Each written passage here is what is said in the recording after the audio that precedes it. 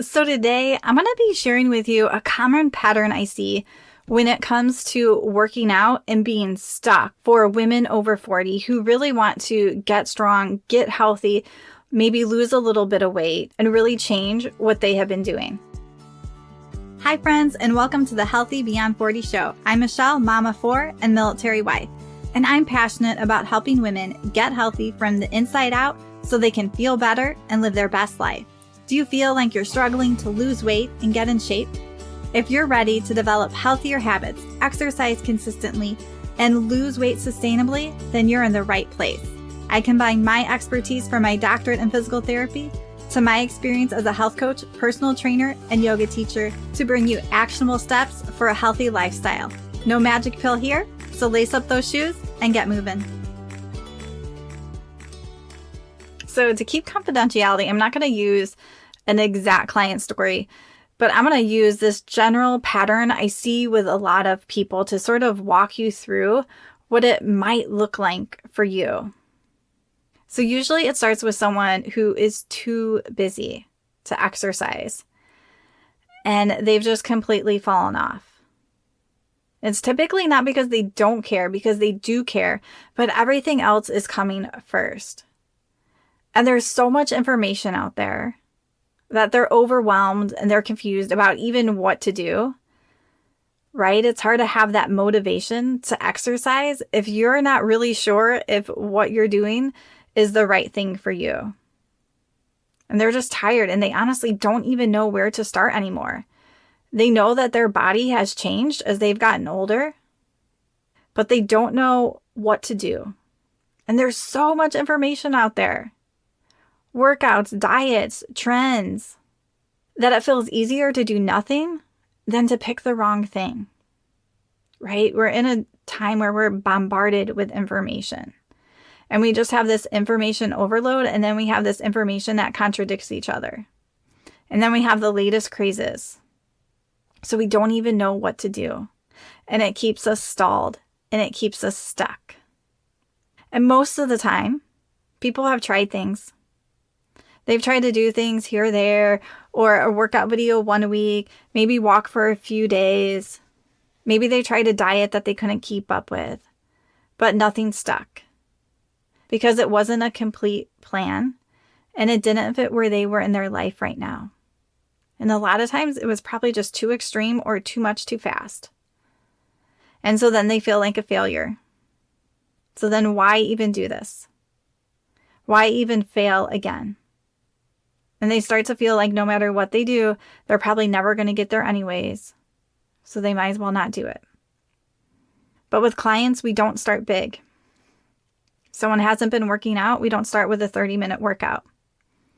If someone hasn't been walking, we don't start with 10,000 steps. We start small. So this is just a generalization, what I might do for someone who hasn't been working out. But again, it's on a case-by-case basis. So we might start with 10-minute workouts, 5 days a week. That's it.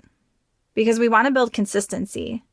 Because not only do we want to move our muscles, we want to have that habit of working out. And to do that, it typically works better with most people to do 5 days a week instead of doing 3 days a week. And we're starting with that 10 minutes, not because they're not capable of doing more, but because we want to build up this habit and we want their body to feel good. We have all worked out or done something that pushed our body a little too hard, and we know what it feels like to be super sore and not want to move and not to work out the next day. And with my clients, we don't do that. We make sure that their body's still going to feel good.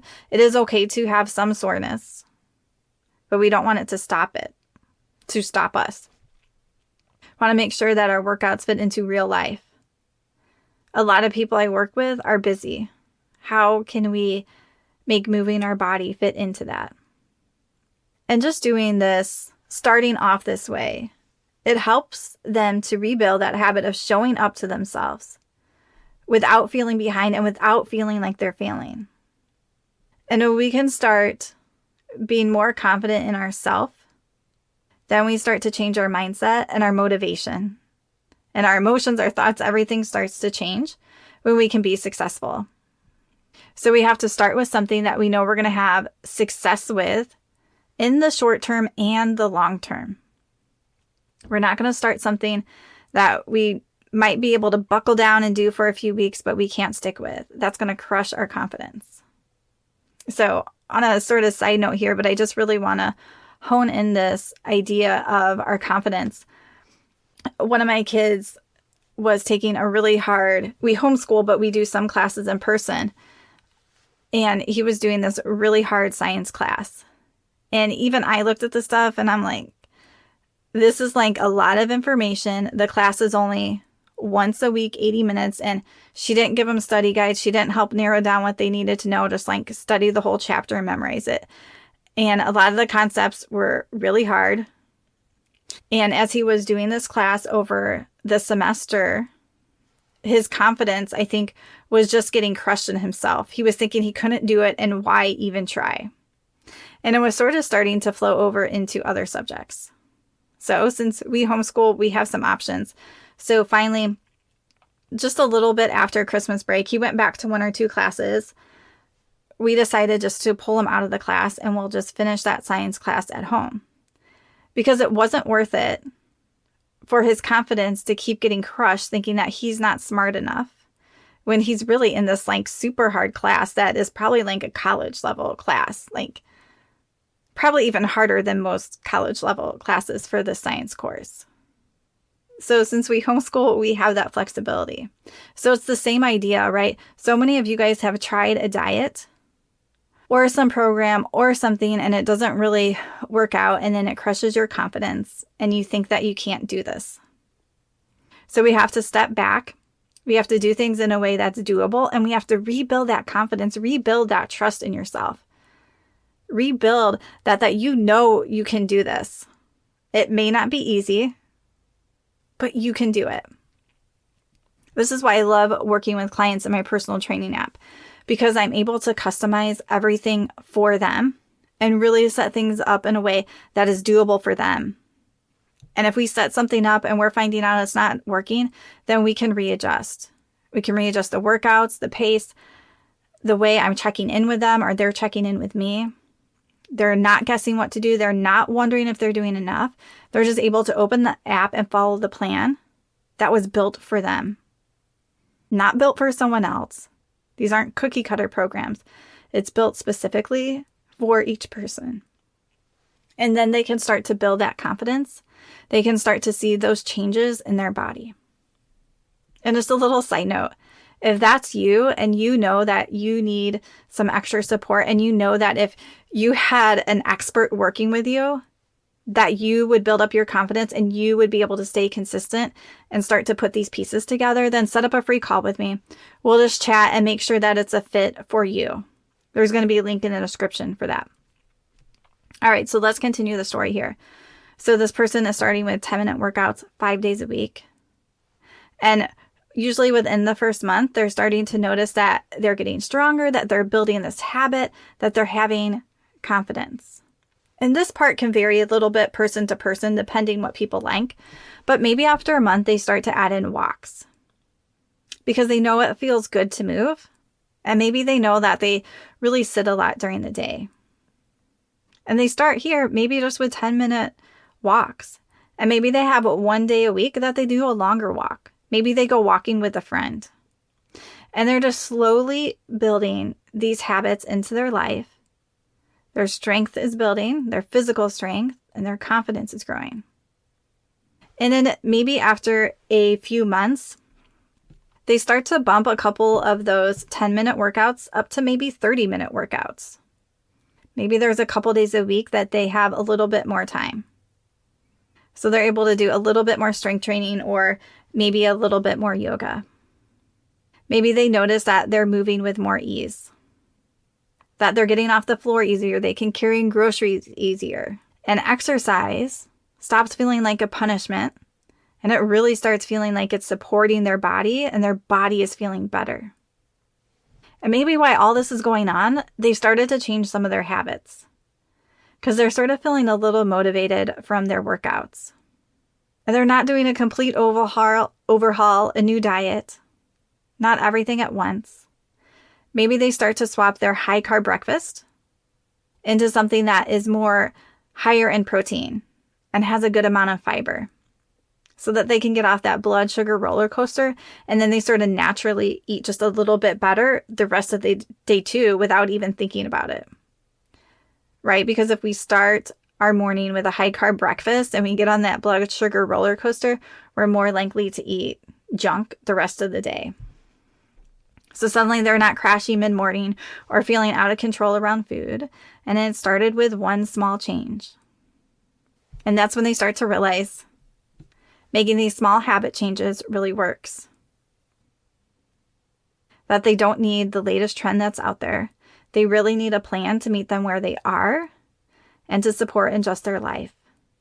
And they've also learned through this process that they're going to have some days or some weeks where they didn't do what they wanted to.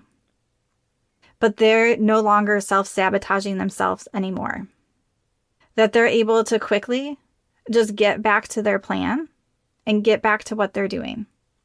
And that is a huge thing I see with a lot of people. And then when they work with me, those gaps of getting back on their plan get shorter and shorter. Like they would used to, maybe they went to a tournament for their kids' games and didn't eat well. And normally they would just like let that spiral the whole next week. Maybe they would skip workouts, like it doesn't even matter. But instead, maybe they went to that tournament and still didn't eat well. But maybe they send me a message and we talk and they just get right back to what they were on Monday. And they get rid of the guilt and the shame. And that's why they're actually able to see some success now. And they know that it's not going to be perfect, right? If losing weight or getting fit was easy, we would all be there. I wouldn't have this podcast. But we're real humans with real lives, with real emotions and thoughts, and it can be messy sometimes. And that's okay. We just have to know how to keep moving forward and not shame ourselves. And we have to keep choosing us and what is good for our body. So they needed a plan that met them where they were and really supported them as life changed. And then as they go through different seasons, they know that we might adjust their plan. They might need something else. They might need to push a little bit harder. Maybe they need to back off for a month. Maybe life gets busy and we need to adjust. Maybe it's summer and we know vacations are coming and we need to adjust. But there's no more starting over. There's no more all or nothing. They're flexible. They're able to adjust their workouts, their eating, their habits, their mindset. And they're moving towards their goals. And they're able to do this not just for the short term, but for the long term. So I'm going to end here with a couple questions to just make you think and reflect on yourself. Where are you overwhelmed and stuck because there's just too much information? What would starting smaller actually look like for you? If consistency mattered more than intensity, what would you change? What is a one habit that would make everything easier for you? So I encourage you to keep moving forward. And if you're mulling over some of these questions and some of these thoughts and you don't have a plan in place, then set up that free call with me. Let's figure this out together. It can make such a difference when we finally get that help and support we need. Even for me today, I am part of a group coaching program for homeschool moms. And we talk about homeschool stuff, but mom life, marriage, parenting, any of the stuff that comes up. And in this program, they have group coaching calls, and I got on. And that same kid I was talking about with the science program that was really struggling, I was able to talk about him today and talk about what can I do to help build his confidence. How can I change my thoughts about seeing him not enjoy some things at school? And it made such a difference to be able to get some outside help and support and not feel stuck in that. And that's really just like a small thing. But it's so helpful when we have someone that we can reach out to when we're feeling a little stuck. Because they can ask us good questions. They can see stuff we can't see. They might have a good idea for us. And then we're free of that burden. And then we can move forward more confidently. All right, friends. So make sure you guys check the description for any links, and keep on moving.